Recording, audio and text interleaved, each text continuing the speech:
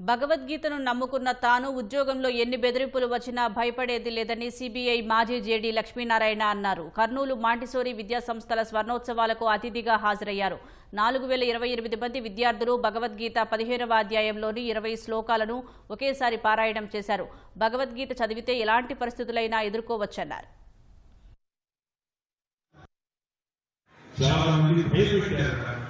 ప్రతిరోజు ఉత్తరాలు వచ్చి మిమ్మల్ని చంపేస్తాం, మీ పిల్లలను చంపేస్తాం, మీ ఫ్యామిలీని చంపేస్తామని ఒకరోజు రెడ్డింగ్ లో వచ్చి ఇది రెడ్డింగ్ కాదు, ఇది మేము రక్తంలో రాస్తున్నాం, మీ రక్తాన్ని కూడా మేము కళ్ళ చూస్తామని ఆ లెటర్లో రాసిన విధానం.